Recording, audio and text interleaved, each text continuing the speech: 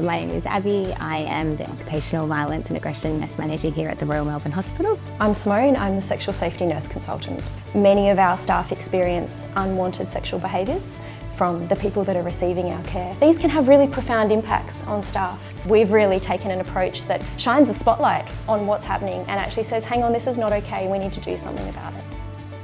Having been personally impacted by these behaviours in the past, as well as supporting students and graduates that had also experienced these behaviours, I felt very passionate about this. This groundswell of reporting and conversation really created an environment where the senior leaders thought, hey, this is something that's worth looking at. And to do that, we need a dedicated role. So one of the incredible outcomes of our investment into establishing a new unique role was the sexual safety guidelines.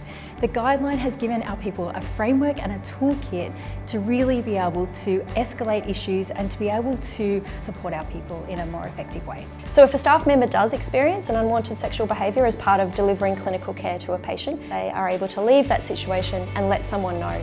And then the responsibility of what happens next is the person who's the clinical area lead for that space. And there's a real focus on supporting the staff member, ensuring that reporting happens and making sure that we hand over risk and establish a plan of care, and then thinking about preventative strategies, and that includes delivering a verbal caution to the patients. The framework of the guideline is the flowchart that exists right at the front of the guideline, which basically lets someone know when an incident's happened, what to do about it, who to speak to, and the responsibilities of that leader and what they need to do to provide a trauma-informed response.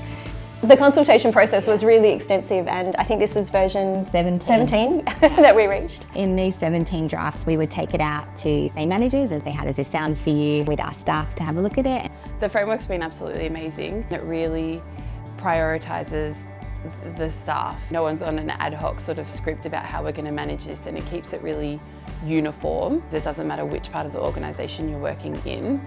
This is the expectation and this is how we deal with these kinds of situations. I found it particularly useful working with patients with cognitive impairments, because you do need to work with those people slightly differently. I think it gives us the feeling that the hospital takes us seriously and wants to do something about sexual safety issues. Prior to the establishment of my role, there was often only 10 to 12 behaviours reported every year on our reporting system, and now we've seen such a drastic change. You know, we're getting 400 to 500 a year, which means we get visibility, we get accountability, and we get to actually look at where this is happening and what might work to prevent it happening.